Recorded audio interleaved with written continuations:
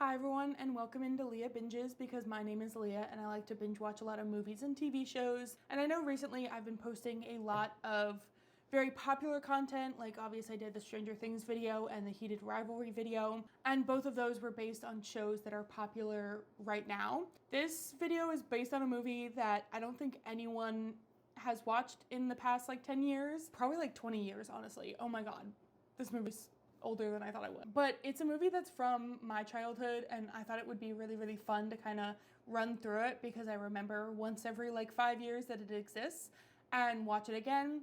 I'm also kind of following the lead of Drew Gooden and his video on the movie Sleepover because that video is one of my favorites on YouTube and I rewatch it probably once a month.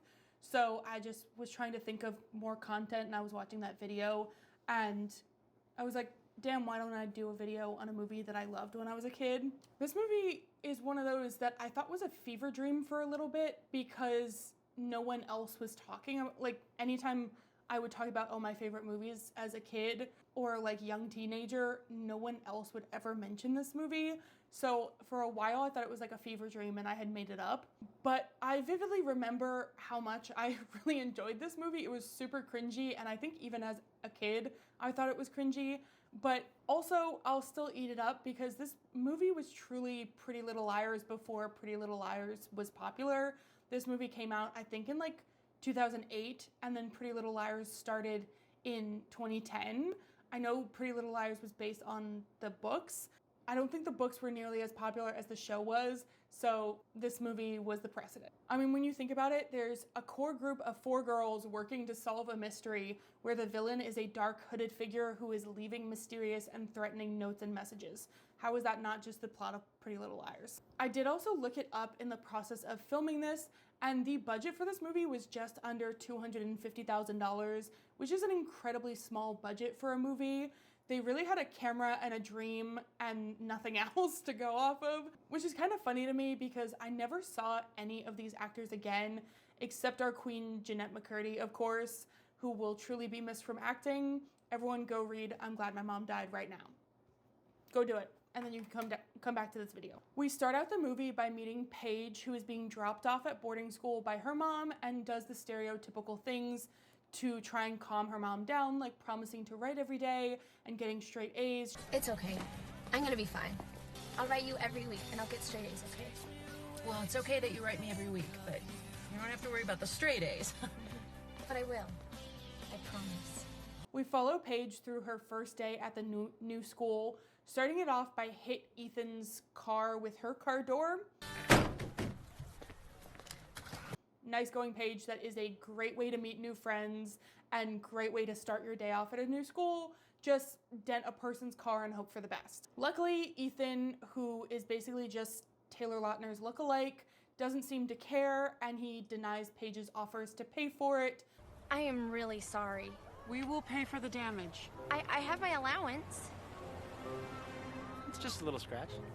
Paige, I'm pretty sure your $2 in allowance are not gonna cover any damages, so just drop it, girl, you're not winning this one. Post-car accident, we see Paige meet Claire. I'm sorry. It's okay.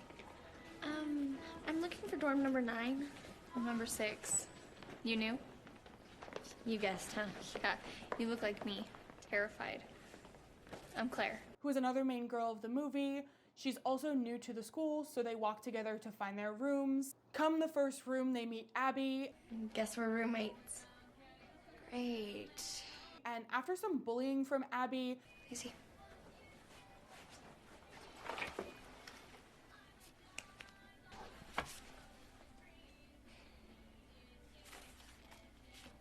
You're number 6, and you're my new roommate. See ya.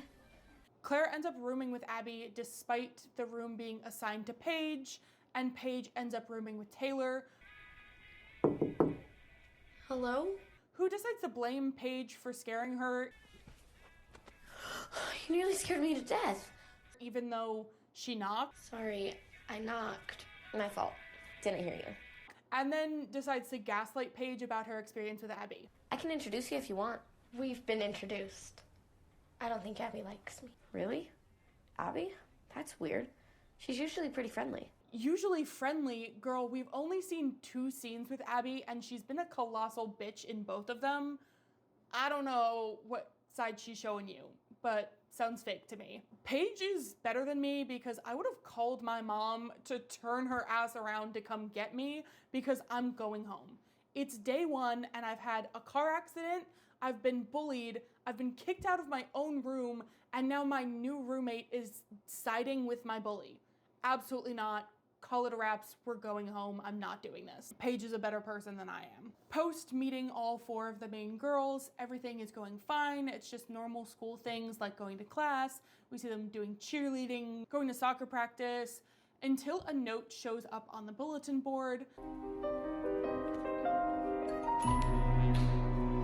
which states, cheerleaders are ick and they're going to get sick. Signed, a friend. and a day later the cheerleaders are all in the nurse's office throwing up. Here you go. Take some of these.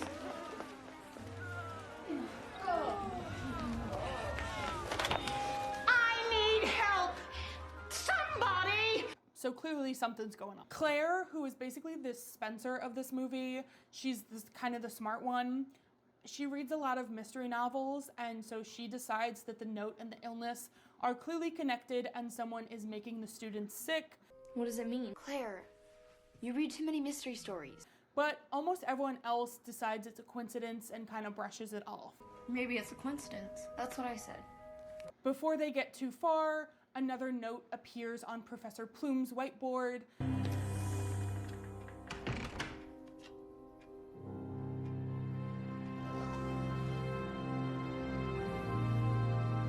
Which claims, If you play soccer, you'd better beware. It's your turn to hurl.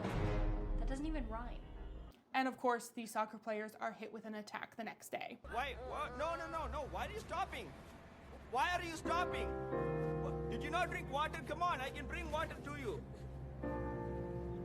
At this point, it's clear something is going on and the girls need to get to the bottom of it before another group is struck. Instead of informing anyone like the principal or the police, the girls decide to have a late night meeting where they run through the list of possible suspects, their motives, and opportunity in an attempt to solve the mystery themselves. I officially call this meeting to order. Here's what we know. We have 2 notes targeting 2 different groups and everybody gets sick.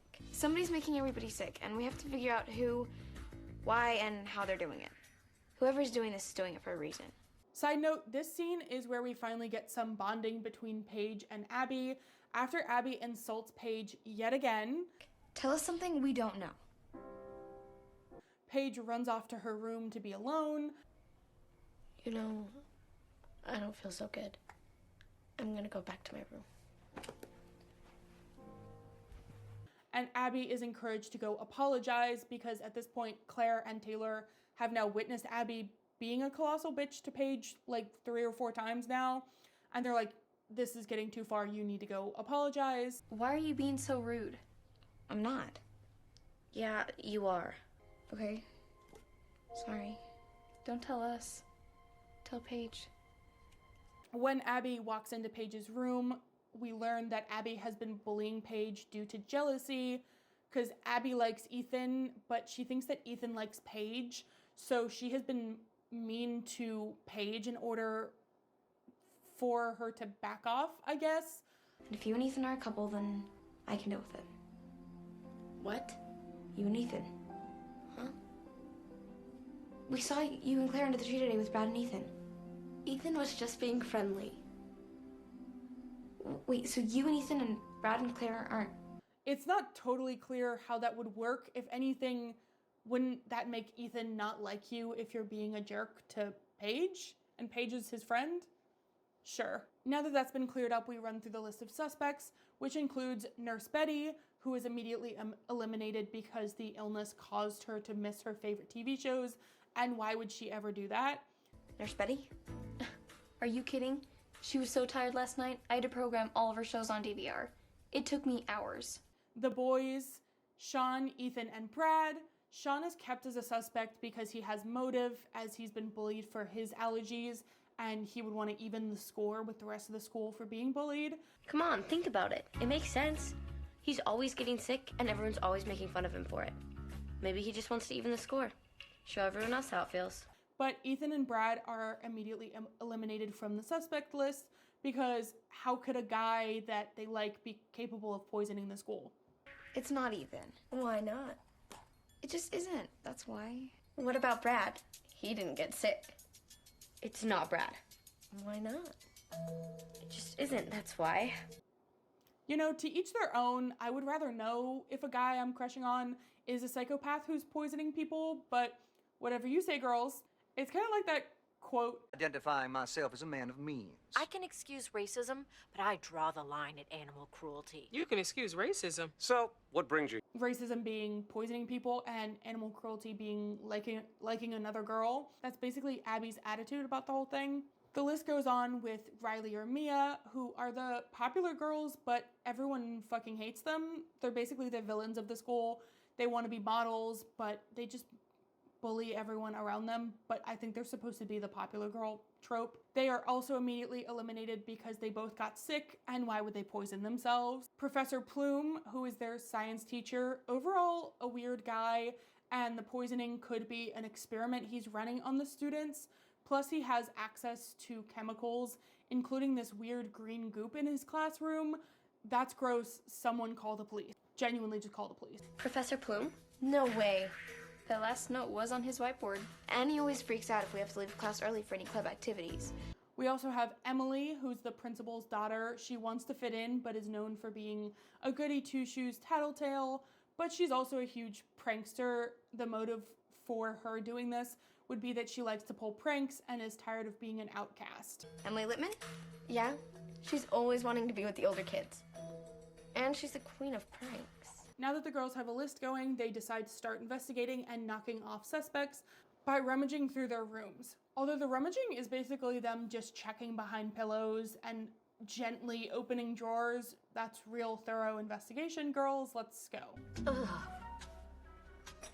Smell these. Pass. Okay. Anything in here besides the socks that could make somebody sick? First is Sean. Claire is supposed to be distracting him, but he catches them in his room after he has an allergic reaction out of nowhere. Why are you in my room?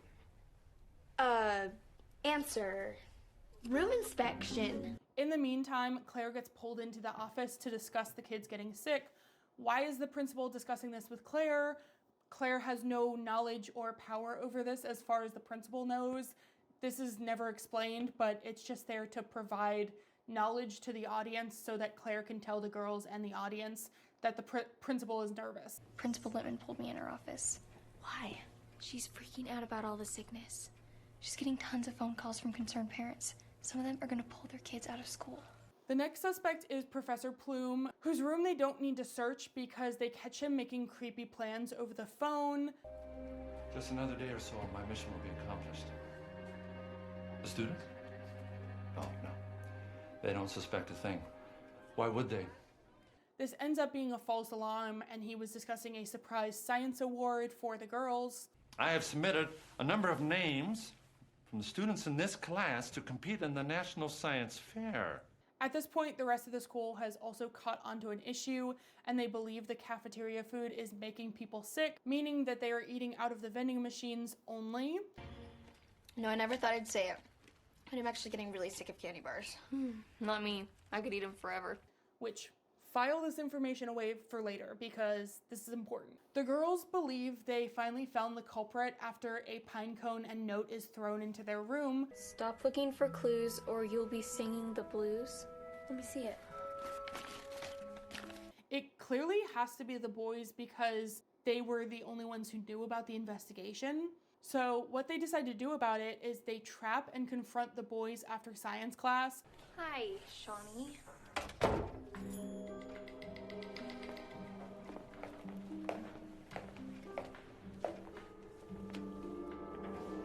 Threatening them with the green goop. You've got 2 seconds to start talking. Otherwise... Which, I'm sorry, I'm still not over this green goop because this shit is a biohazard. Talk about doing experiments. I think Sean's allergies are the least of their concerns. Probably allergic to that stuff. When that shit looks radioactive. This point in the movie is honestly where it took a relatively dark turn, because we're all having fun trying to solve a mystery, but now the girls have decided to commit a war crime. Do we have any idea what this stuff does? No, but we're about to find out unless you want to start talking. This can be so messy at times. Especially when it's poured on someone's head. So start talking. Yeah, you keep that shit away from me. Sean decides to cave because he's worried about being allergic to the green goop. He begs for Brad and Ethan's release because he needs his medication. I need my nighttime meds soon. Then you'd better start talking. If I don't take them before I go to bed, I might... If you let Ethan and Brad go, then I will tell you anything, everything. I swear. Again, these girls are hardcore. Sean admits to the girls that they threw the pine cone into their room to scare them off the investigation in hopes that they would solve it first, winning the girls' approval, and that way the girls would decide to go to the dance with them. So Ethan and Brad thought if they solve the mystery, then you would be so grateful to them that you might let them take you to the end of the term dance. So ultimately, the pine cone and note that the boys wrote was a copycat crime. With all of the viable suspects now eliminated, the girls are at square one until one last note appears, which states, "Don't want to barf, stay out of the carf." Don't want to barf, stay away from the carf. Carf. Carf? Kinda sounds like cafeteria. Which carf is apparently short for cafeteria. I am yet again gonna question the writing and literacy skills of who is poisoning everyone, because you wanted to rhyme, but then carf? Really? Okay.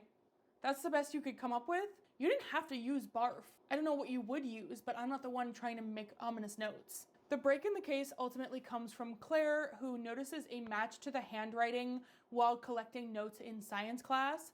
The note from the guys was in rhyme, but some of the other notes don't rhyme. So what does that mean? I wish I knew. What?